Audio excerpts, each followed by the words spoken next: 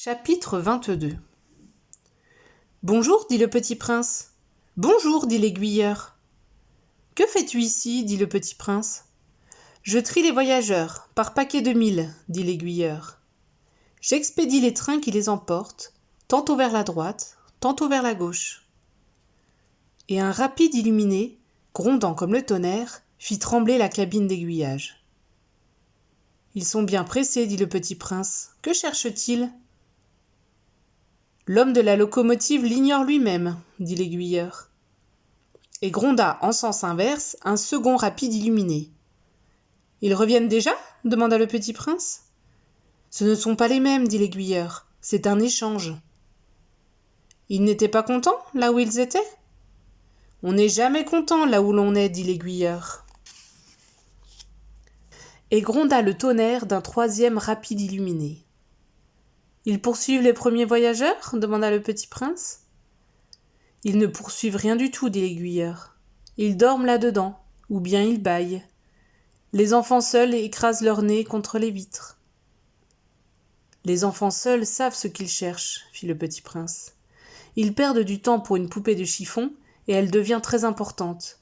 Et si on la leur enlève, ils pleurent. Ils ont de la chance, dit l'aiguilleur. Chapitre 23. Bonjour, dit le petit prince.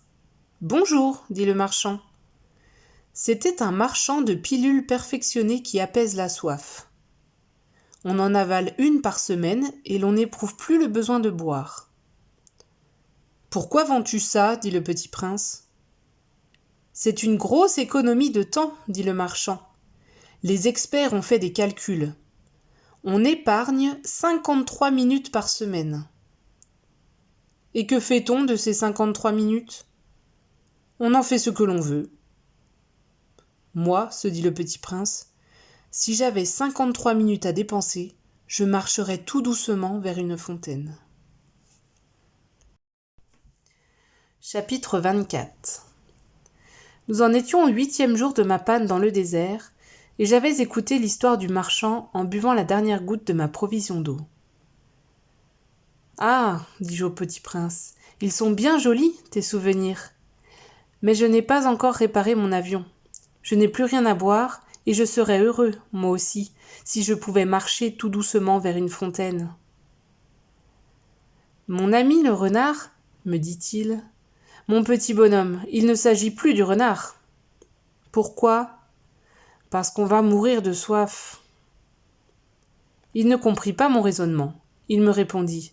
« C'est bien d'avoir eu un ami, même si l'on va mourir. » Moi, je suis bien content d'avoir eu un ami renard. « Il ne mesure pas le danger, me dis-je. Il n'a jamais ni faim ni soif.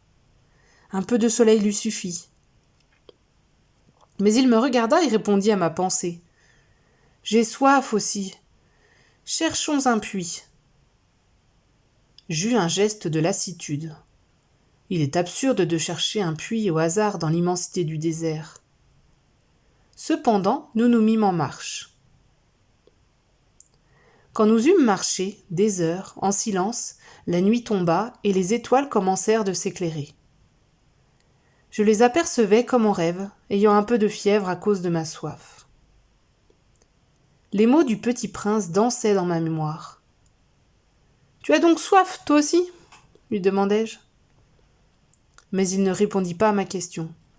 Il me dit simplement « L'eau peut aussi être bonne pour le cœur. » Je ne compris pas sa réponse, mais je me tus. Je savais bien qu'il ne fallait pas l'interroger. Il était fatigué. Il s'assit. Je m'assis auprès de lui.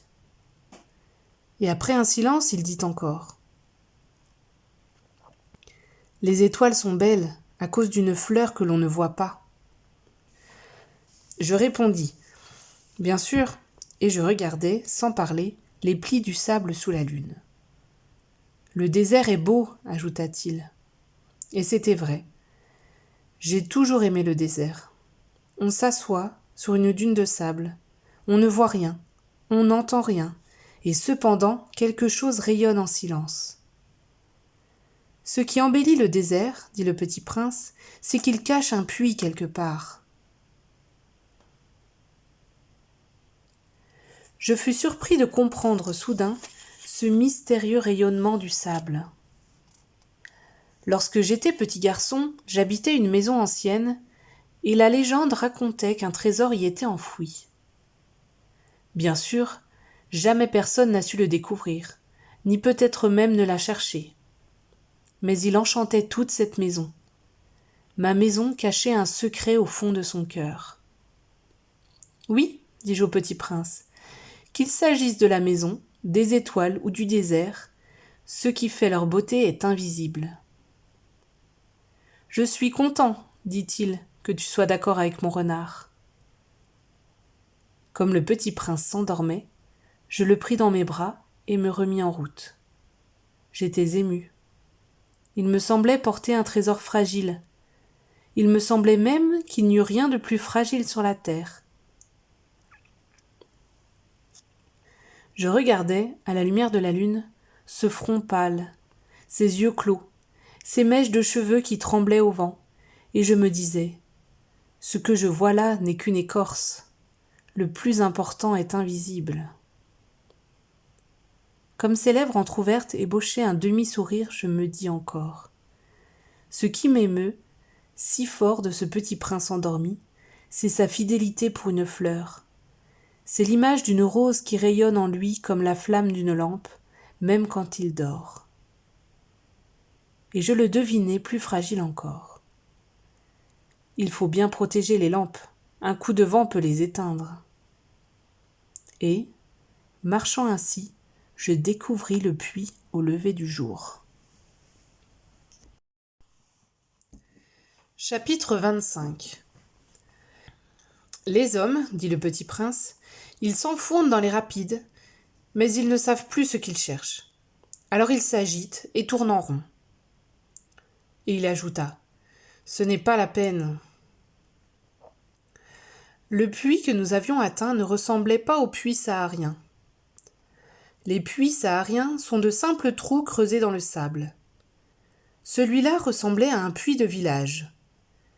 Mais il n'y avait là aucun village, et je croyais rêver. « C'est étrange, dis-je au petit prince, tout est prêt.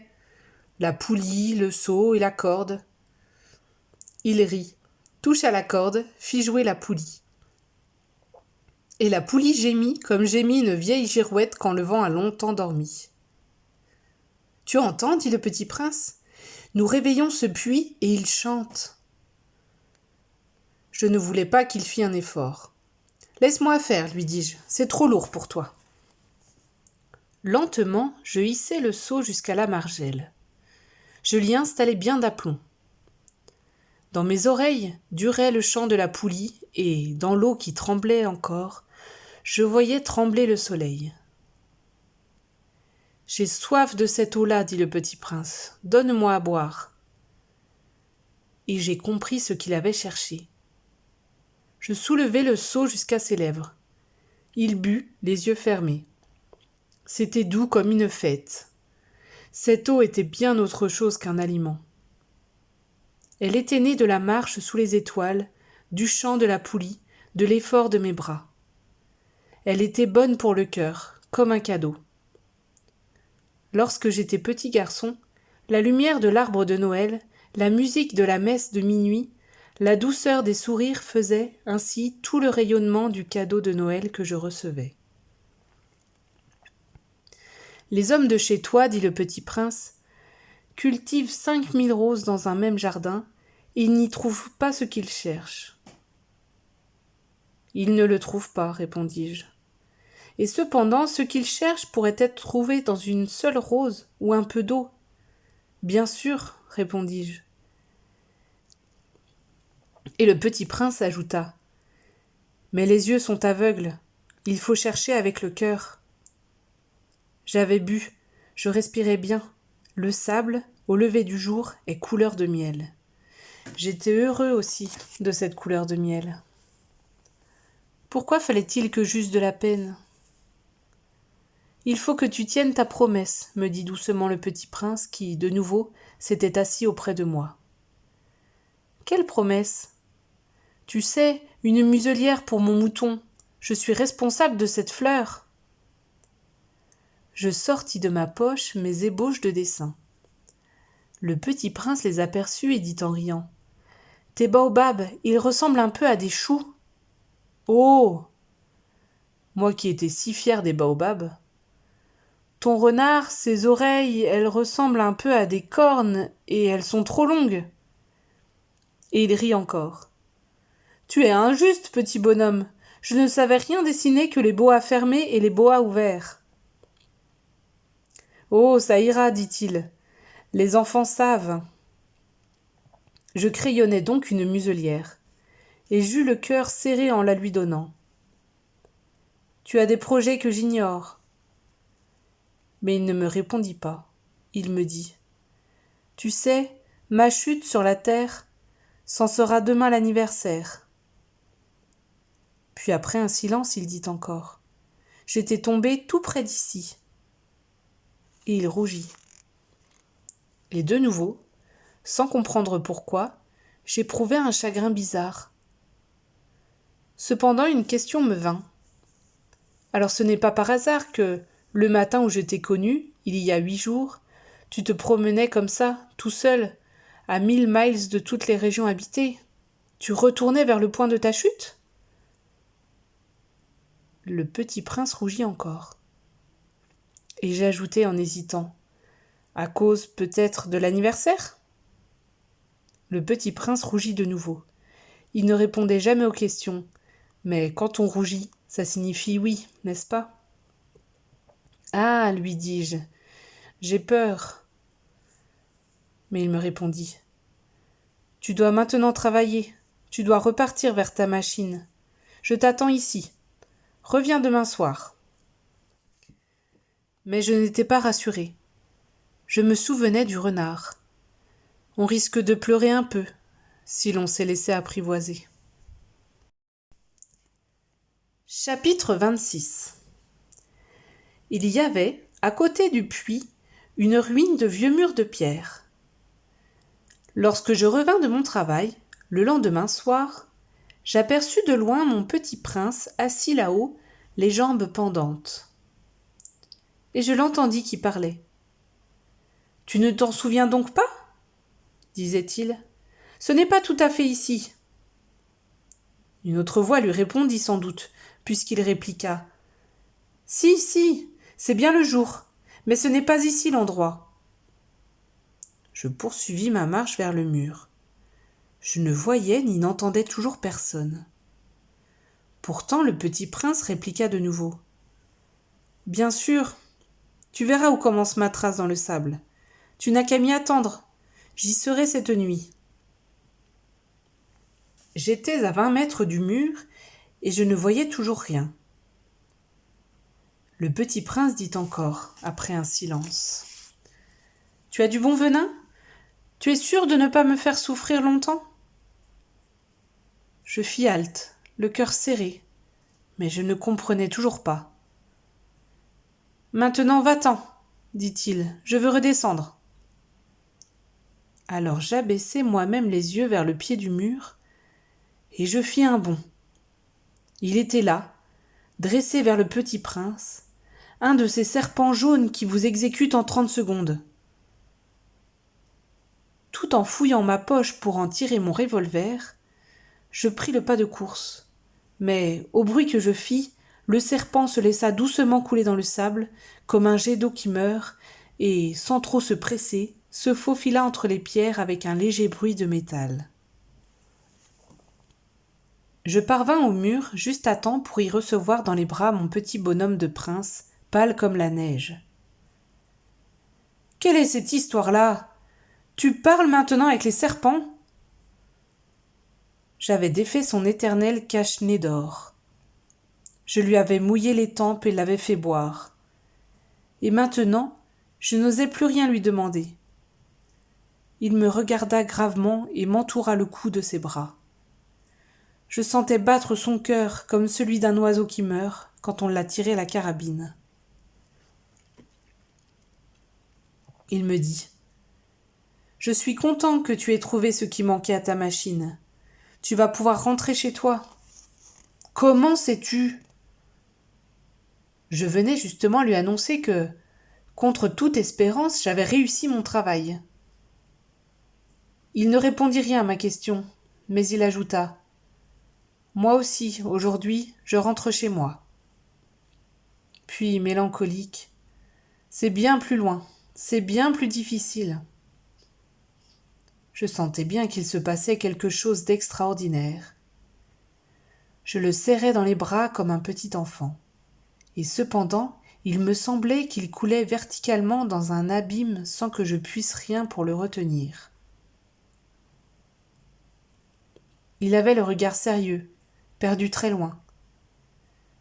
J'ai ton mouton, et j'ai la caisse pour le mouton, et j'ai la muselière. Et il sourit avec mélancolie.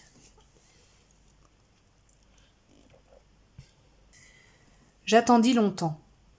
Je sentais qu'il se réchauffait peu à peu. « Petit bonhomme, tu as eu peur ?» Il avait eu peur, bien sûr, mais il rit doucement. « J'aurais bien plus peur ce soir. » De nouveau, je me sentis glacé par le sentiment de l'irréparable. Et je compris que je ne supportais pas l'idée de ne plus jamais entendre ce rire. C'était pour moi comme une fontaine dans le désert. J'aurais bien plus peur ce soir. De nouveau, je me sentis glacé par le sentiment de l'irréparable. Et je compris que je ne supportais pas l'idée de ne plus jamais entendre ce rire. C'était pour moi comme une fontaine dans le désert. Petit bonhomme, je veux encore t'entendre rire. Mais il me dit : cette nuit, ça fera 1 an. Mon étoile se trouvera juste au-dessus de l'endroit où je suis tombé l'année dernière. Petit bonhomme, n'est-ce pas que c'est un mauvais rêve, cette histoire de serpent et de rendez-vous et d'étoiles ? Mais il ne répondit pas à ma question. Il me dit : ce qui est important, ça ne se voit pas. Bien sûr, c'est comme pour la fleur. Si tu aimes une fleur qui se trouve dans une étoile, c'est doux, la nuit, de regarder le ciel. Toutes les étoiles sont fleuries. Bien sûr. C'est comme pour l'eau.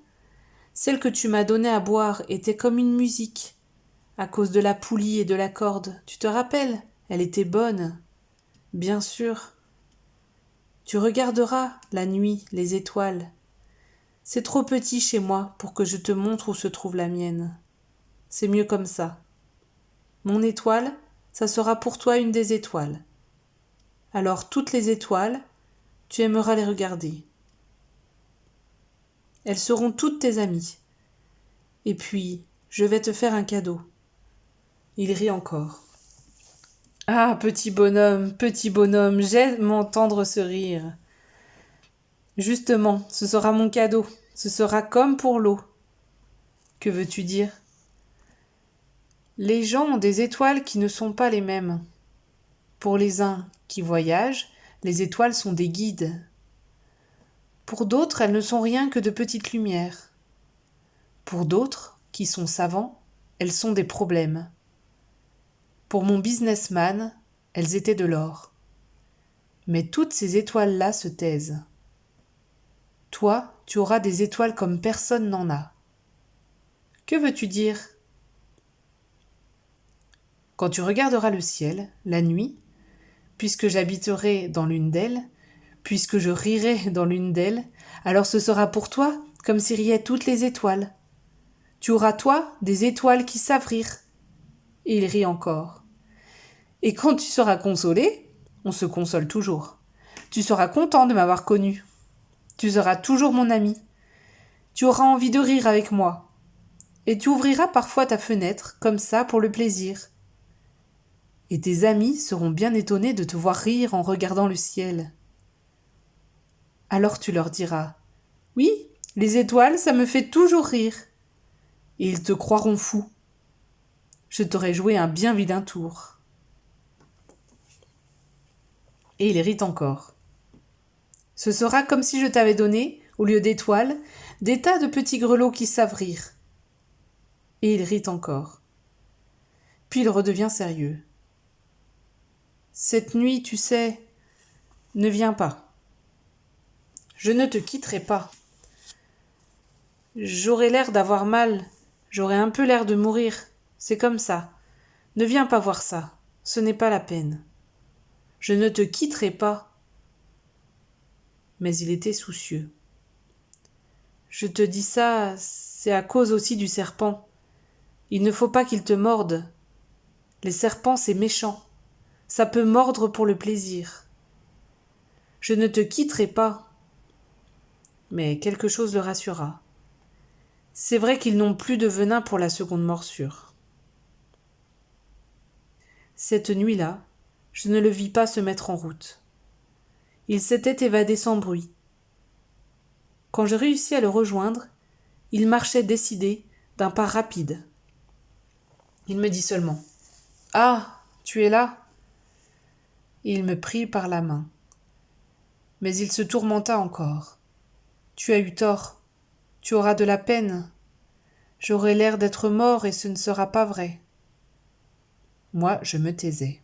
« Tu comprends, c'est trop loin. Je ne peux pas emporter ce corps-là. C'est trop lourd. » Moi, je me taisais. « Mais ce sera comme une vieille écorce abandonnée.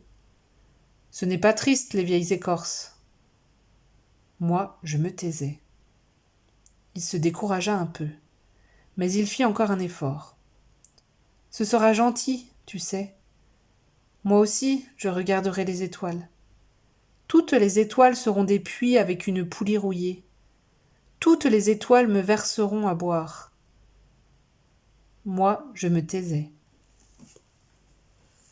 « Ce sera tellement amusant. Tu auras 500 millions de grelots. J'aurai 500 millions de fontaines. » Et il se tut aussi, parce qu'il pleurait. C'est là. Laisse-moi faire un pas tout seul. Et il s'assit parce qu'il avait peur. Il dit encore. Tu sais, ma fleur, j'en suis responsable. Et elle est tellement faible. Et elle est tellement naïve. Elle a 4 épines de rien du tout pour la protéger contre le monde. Moi, je m'assis parce que je ne pouvais plus me tenir debout. Il dit. Voilà, c'est tout.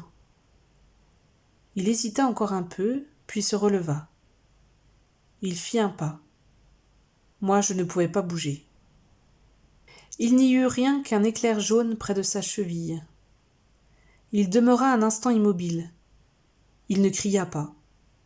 Il tomba doucement comme tombe un arbre. Ça ne fit même pas de bruit, à cause du sable. Chapitre 27. Et maintenant, bien sûr, ça fait 6 ans déjà. Je n'ai jamais encore raconté cette histoire. Les camarades qui m'ont revu ont été bien contents de me revoir vivant. J'étais triste, mais je leur disais « c'est la fatigue ». Maintenant, je me suis un peu consolée, c'est-à-dire pas tout à fait. Mais je sais bien qu'il est revenu à sa planète car, au lever du jour, je n'ai pas retrouvé son corps. Ce n'était pas un corps tellement lourd. Et j'aime la nuit écouter les étoiles. C'est comme 500 millions de grelots. Mais voilà qu'il se passe quelque chose d'extraordinaire. La muselière que j'ai dessinée pour le petit prince, j'ai oublié d'y ajouter la courroie de cuir.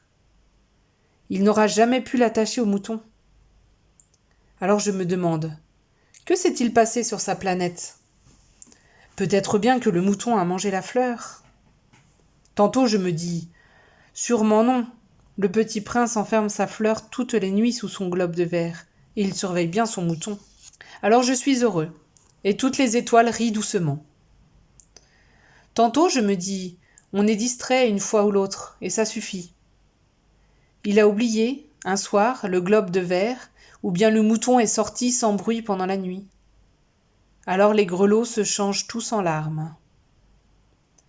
C'est là un bien grand mystère. Pour vous qui aimez aussi le petit prince, comme pour moi, rien de l'univers n'est semblable si quelque part, on ne sait où, un mouton que nous ne connaissons pas a, oui ou non, mangé une rose. Regardez le ciel. Demandez-vous, le mouton, oui ou non, a-t-il mangé la fleur? Et vous verrez comme tout change. Et aucune grande personne ne comprendra jamais que ça a tellement d'importance. Ça, c'est, pour moi, le plus beau et le plus triste paysage du monde. C'est le même paysage que celui de la page précédente, mais je l'ai dessiné une fois encore pour bien vous le montrer. C'est ici que le petit prince a apparu sur terre, puis disparu. Regardez attentivement ce paysage afin d'être sûr de le reconnaître, si vous voyagez un jour en Afrique, dans le désert. Et s'il vous arrive de passer par là, je vous en supplie, ne vous pressez pas. Attendez un peu juste sous l'étoile. Si alors un enfant vient à vous, s'il rit, s'il a des cheveux d'or, s'il ne répond pas quand on l'interroge, vous devinerez bien qui il est. Alors soyez gentil. Ne me laissez pas tellement triste. Écrivez-moi vite qu'il est revenu.